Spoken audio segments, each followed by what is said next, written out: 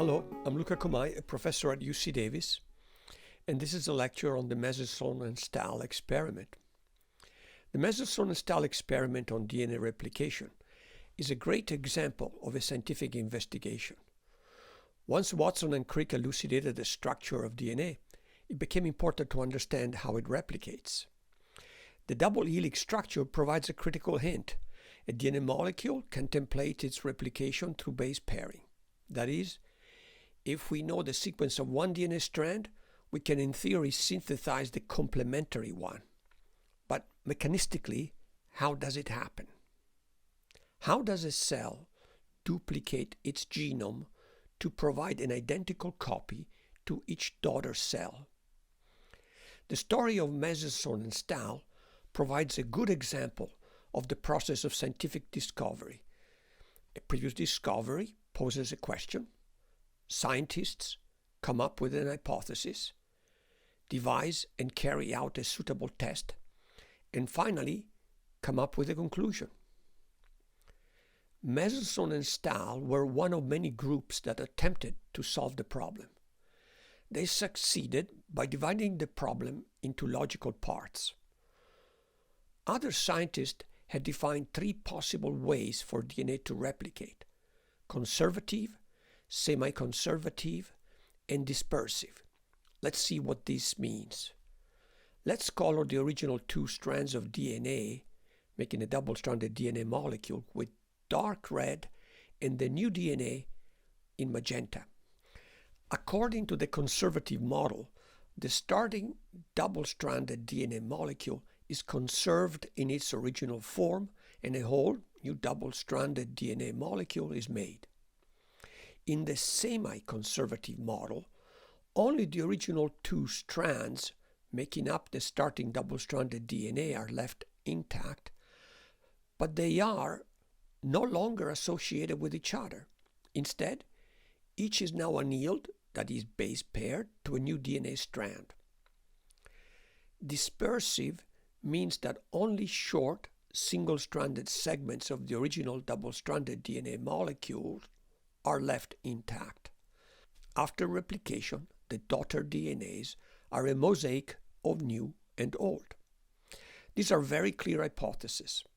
The problem that faced the DNA scientists in the late 1950s was to find a suitable test to discriminate them. The solution, devised by Meselson and Stahl, was based on two principles. First, they would use different nitrogen isotopes to label the DNA. Then they would weigh DNA using density gradient centrifugation. Nitrogen is a major component of the DNA bases. The DNA synthesized under those conditions will have different densities depending on how much nitrogen-15 it incorporates. Shifting a culture from nitrogen-15 to nitrogen-14 will cause all new nucleotides to be light. The properties of a DNA after replication will depend on the mode of synthesis. According to the conservative model, after one round of replication, half the DNA will be as heavy as the original, and half will be entirely light.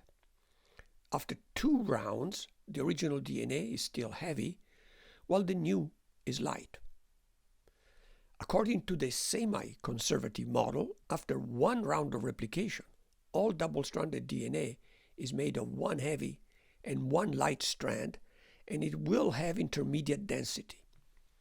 After two rounds of replication, half the double-stranded DNA molecules are intermediate in density, while the other half are light.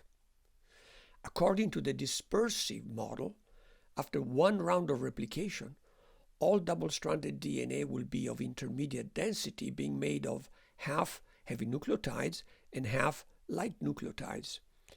After two rounds of replication, all double-stranded DNA molecules will have equal density, but will be lighter, being made of 1/4 heavy nucleotides and 3/4 light nucleotides.